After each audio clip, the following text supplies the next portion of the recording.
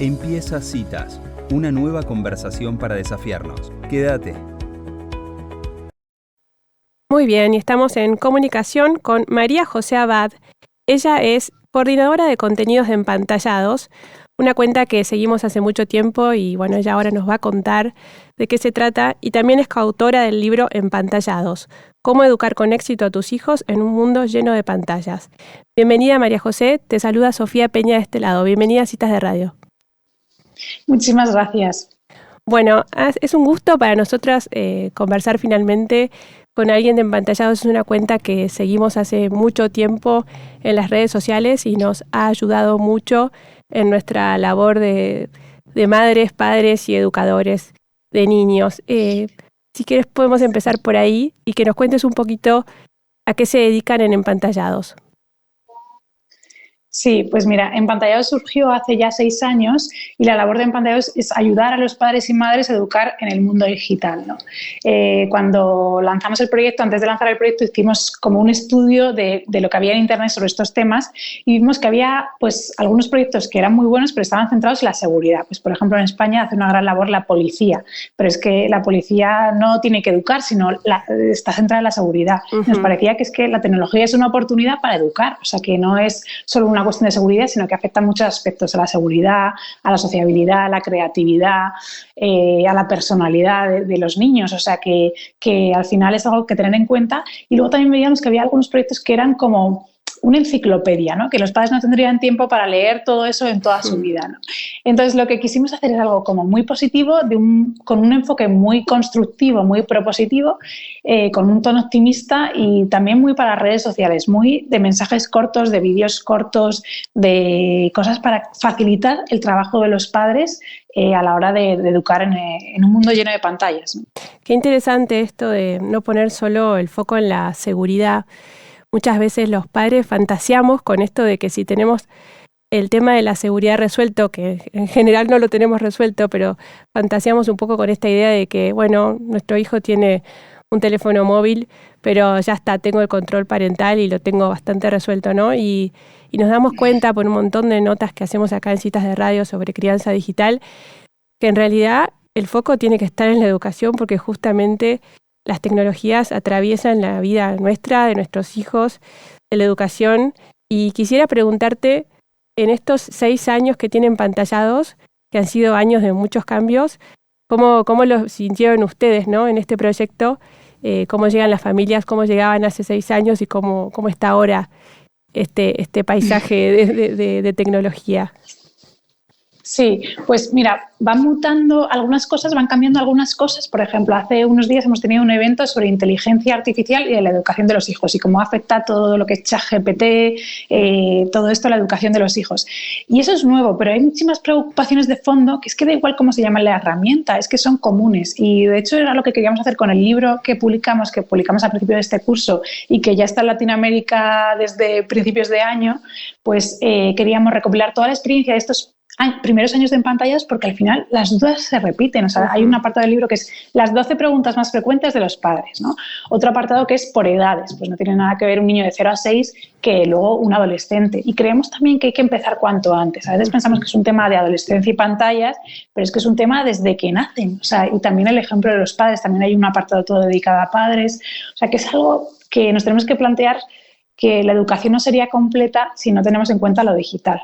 Y luego, con respecto a lo que has hablado de lo importante es educar más que solo la seguridad, yo creo que la seguridad es como el aprobado, pero nosotros no queremos educar para aprobar por los pelos, sino más allá, ¿no? Y también el control parental que ha salido antes, siempre que sale el tema de control parental, yo siempre cuento la misma anécdota, que es de un padre que estaba muy contento porque a sus hijos les había puesto un control parental y todos los móviles y dispositivos de su casa a tal hora de la noche se apagaban. Y descubrimos que por los amigos de su hijo, descubrimos que lo que hacían era cambiar el uso horario. Entonces cambiaban el uso horario, entonces era totalmente ineficaz el control parental, pero él estaba súper convencido. O sea, el control parental a edades muy tempranas, o sea, por ejemplo, hasta los 10 años podría servir, pero a partir de ahí echa la ley, echa la trampa. O sea, y educar es que haga lo mismo cuando estás delante y cuando no estás, porque si no, no tendría ningún sentido, como le pasó a este padre que al final el control parental pues fue un parche que no funcionó, ¿no? Tal cual.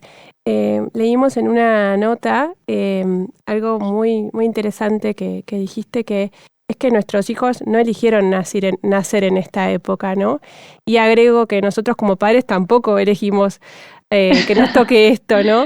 Sí. ¿Cómo es la mirada entonces? Me interesa esto, ¿no? De cómo mirar a estos hijos que en el fondo claramente necesitan ser educados igual. Sí, pues acompañarles es muy bueno eso de decir, pues es que no lo han elegido. A veces decimos, es que estos niños es que son no sé qué. Oye, que es que no lo han elegido. Si hubieran nacido en otra época, hubieran tenido otros retos. Tampoco creo que sean los retos más difíciles de superar, aunque a veces cada reto, como es nuevo, nos parece súper difícil. Pero sí que vemos que hay como algunas cosas que los padres tienen que tener en el radar que llamamos las 3 A's. Entonces, autoestima, aburrimiento y atención. Y si quieres te las explico un poco. Que al final educar a veces tiene que ver con tecnología, pero a veces tiene que ver con educar, la educación de siempre. Lo que pasa que, entonces, ¿qué nos ponen más difícil las pantallas? Pues, por ejemplo, la autoestima. Hay que reforzar la autoestima porque es verdad que ahora tenemos como todo un mundo de valoraciones externas en redes sociales, entonces hay que quererse como cada uno es, y eso es súper importante, ¿no? Y también ayudar a los hijos a tener como descubrir sus dones. Pues yo el otro día pensando a gente así de mi alrededor que tengo, pues digo, pues es que esta persona es que destaca por su sociabilidad. Conoce a alguien nuevo y le pregunta, ¿pero tú conoces a no sé cuánto? Establecen un vínculo espectacular, ¿no?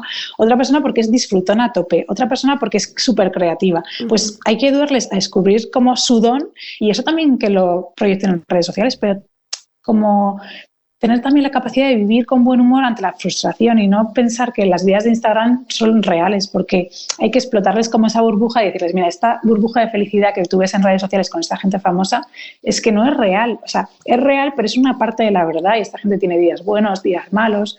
Bueno, autoestima yo lo veo fundamental, ¿no? O sea, luego el aburrimiento, son como la generación del todo ya, ¿no? O sea, quiero esto y lo quiero todo ya. Entonces, todo lo que sea reforzar metas a medio plazo es súper importante. Pues campeonatos deportivos, tocar un instrumento, voluntariado, adecuado todo a su edad, pero que puedan hacer cosas que no tengan un efecto inmediato. Pues publico esta foto y cuántos likes, publico no sé qué y tal, ¿no? O sea, como quiero Amazon y tengo este producto que quiero. Pues que aprendan a que las cosas valiosas requieren tiempo, ¿no? Uh-huh. Y luego todo lo que sea generar hobbies, pues les hará que tengan alternativas a las pantallas. Pues es que si les gusta el fútbol, o sea, foméntaselo, ¿no? Si les gusta tocar un instrumento, pues es que eso es una habilidad para toda la vida, ¿no? Y luego la atención, ¿no? Que es un músculo que se entrena. Hace poco Daniel Goleman decía que más importante que el coeficiente intelectual es la capacidad de atención que tengan los menores, ¿no? Y es un músculo que se entrena y por eso hay que aprender como a tener foco. A veces en internet vamos a por una cosa y navegamos sin rumbo, nosotros los primeros, pues como aprender y educar en que cuando coges el móvil tienes que tener como un objetivo, también que haya momentos sin móviles. En pantallas hay una cosa que triunfa muchísimo que es el parking de pantallas. Uh-huh. Entonces explicamos a los padres que lo podéis descargar de la web y les explicamos a los padres, pues este parking de pantallas ponle la entrada de casa y cuando, no sé, con las normas que tú tengas en casa, mientras estudian no hay móvil, pues se aparcan ahí. Por la noche no hay móvil, pues se aparcan ahí, pero los de los hijos y los de los padres, porque al final... Porque hay como un límite, ¿no? Que uno tiene que entender que a veces las pantallas nos ganan porque a veces están diseñadas inclusive como para que uno siga scrolleando.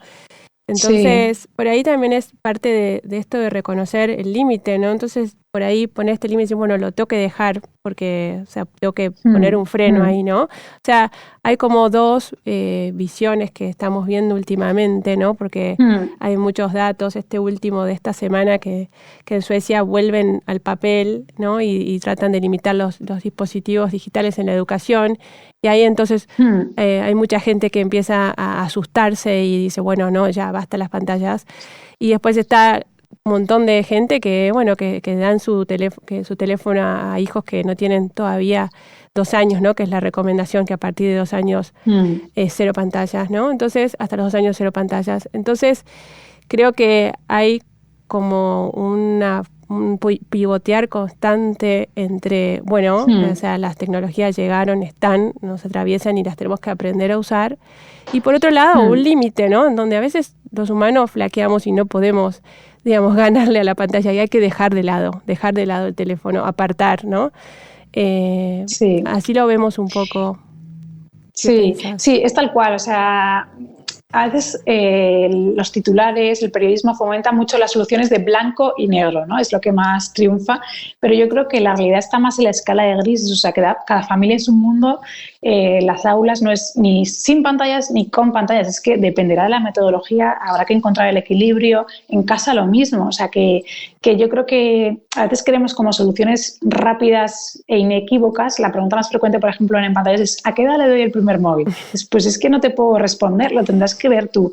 Sí que te puedo decir que es mejor que no llegue como un regalo a un familiar así, en plan, pues regalo por el cumpleaños, si quiero quedar muy bien, le regalo una pantalla. Pues no, que no llegue sin condiciones, ¿no? Que cuando le entregues un dispositivo, pues le digas, te lo entrego, pero estas pautas y el dispositivo es mío y si las incumples, pues vuelve a mí y no te puedes quejar, ¿no? Pero no te puedo decir a qué edad, te puedo decir que un niño, no sé, que algunas orientaciones, o sea, pero tampoco nos parece adecuado. Hay de repente una corriente que dice hasta los 18 años sin móvil, y pues será en tu casa, porque en la casa de los españoles o del mundo mundial es que eso no se puede cumplir a día de hoy. A lo mejor luego hay una corriente que no sé, pero a día de hoy esa no es la realidad, y como a nosotros lo que nos gusta es ayudar a los padres en la situación de hoy, las estadísticas nos dicen que los niños tienen móvil mucho antes de los 18 y que de los 16 y de los 14. Entonces, bueno, pues a lo mejor también, o sea, también es bueno a veces decir, bueno, en mi clase podemos acordar entre los padres de la clase que no lo tengan hasta tal edad, pues a lo mejor también puede ser una recomendación, pero creo que no hay o sea, hay orientaciones, lo que te has dicho de la Asociación Americana de Pediatría, pues hasta los 2 años nada de pantallas, de 2 a 5 máximo 1 hora al día y acompañados, y a partir de los 6 años, pues criterios como adecuados al estilo educativo que le esté dando a mi hijo. Pues es verdad que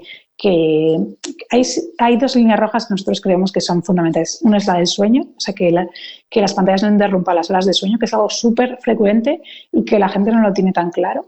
Y luego, más que cuánto tiempo están, que también es muy importante, o sea, es qué están dejando de hacer, ¿no? Pues si antes mi hijo jugaba muchísimo al aire libre y ahora no juega, pues síntoma de alarma. Si antes mi hijo hacía no sé qué muchísimo, pero ahora solo está jugando a videojuegos, pues síntoma de alarma. O sea, esos son como los 2 síntomas de alarma. Se duerme en clase, o sea, vemos que no duerme bien y vemos que está dejando de hacer cosas que son importantes, pues yo creo que lo importante también es el equilibrio. O sea, también con esta noticia de Suecia han salido bastantes editoriales, noticias y tal.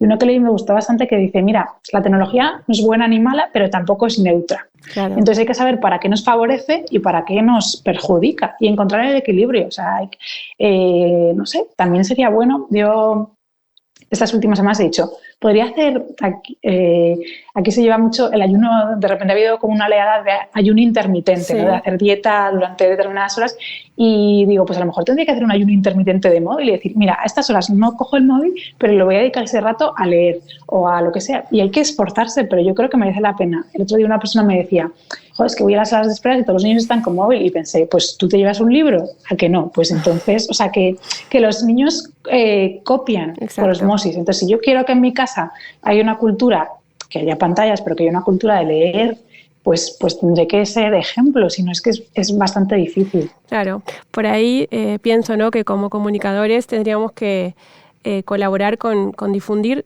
sí, objetivamente por ahí los daños que ya demuestra el uso excesivo de tecnologías, pero nos quedamos a mitad de camino si solo nos quedamos ahí, porque en el fondo somos un montón de padres tratando de lidiar con esto que ya está acá entre nosotros, ¿no? Entonces sí, hay que dar un pasito más y ver cómo podemos, quizás artesanalmente, ¿no?, en nuestra vida propia de cada familia, ver cómo logramos un uso nosotros en primera persona, y luego sí, con todo el grupo familiar, ¿no?, las prácticas. Hace poco hicimos una entrevista a un médico psiquiatra de niños, y nos decía que un montón de prácticas de la crianza se habían diluido, sin saber que eran buenas, ¿no? El contacto con la naturaleza, esto de poder, el movimiento libre de los niños, quizás el estilo de vida que llevamos llevando, sí, nos lleva a tener un celular a pronta edad.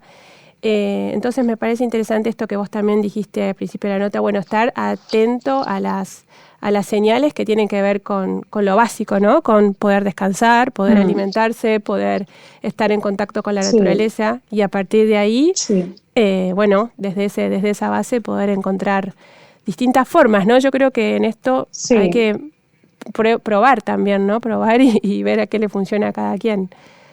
Sí, sobre todo que el miedo paraliza. Entonces, nosotros no queremos padres paralizados, queremos padres que integren esta faceta que quizá da más miedo porque es más nueva. No puedes decir, ¿qué hacía mi abuela cuando había muchas pantallas, no sé qué, cuando yo era pequeño? ¿Qué hacía mi madre? Pues no tienes esa referencia, y quizá esa es la dificultad, que hay como que establecer patrones que para nosotros pues son nuevos, ¿no? Y da como un poco de vértigo. Pero a la vez, pues mucho ánimo, ¿no? También es verdad que es la primera vez, hace unos meses hablando con un sociólogo muy relevante aquí en España, decía que es la primera vez que tanto padres como hijos se enfrentan al mismo reto, ¿no? Cuando ha habido un uso abusivo de algo, en plan de drogas, de alcohol, eran como los jóvenes. Y ahora es que todos estamos como aprendiendo a la vez. Y eso, lejos de parecer un inconveniente, tenemos que aprovecharlo como una ventaja y decir, pues que no pasa nada porque digamos, oye, que a mí también me cuesta como adulto dejar a veces aparcado el móvil, ¿no? O que a veces ya está compartir tiempo de pantallas también. O sea, que las pantallas son, no sé, ni demonicemos las pantallas, ni las pantallas son lo único en la vida. O sea, el equilibrio. Una buena manera de integrarlo, ¿no? Sería la forma, o sea, integrar esto, ¿no? Como una solución donde no hay blancos y negros, y donde tampoco fantasear con utopías, que nos vamos a ir a vivir a un lugar donde no llegue la tecnología. Eso no va a pasar. Sí. Tal cual. Mira, a mí hay un libro, además del nuestro, hay otro que siempre recomiendo en las sesiones, que es Hábitos Atómicos, ¿no? Que se ha convertido en un bestseller. Y que dice, a mí me gusta mucho porque recuerda cosas que al final las sabes, pero les dice, los hábitos tienen que ser hábitos que sean de 2 minutos y visibles. Entonces, un hábito que dure 2 minutos. Y dice, en vez de proponerte ir al gimnasio, proponte que cuando llegues de trabajar te vas a poner la ropa de deporte. Entonces, eso desencadenará otro nuevo hábito, ¿no?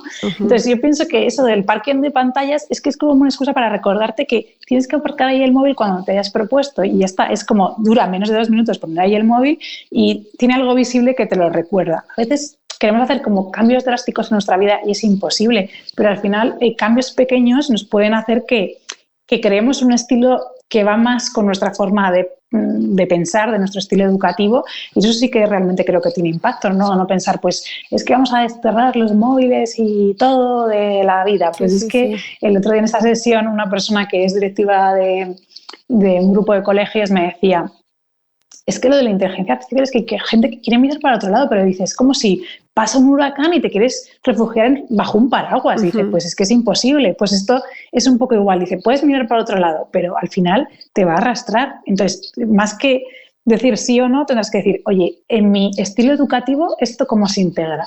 Y eso las familias también. O sea, que al final es, bueno, ¿qué me va a mí? ¿Qué normas van en mi casa? ¿Qué quiero conseguir? Tal cual.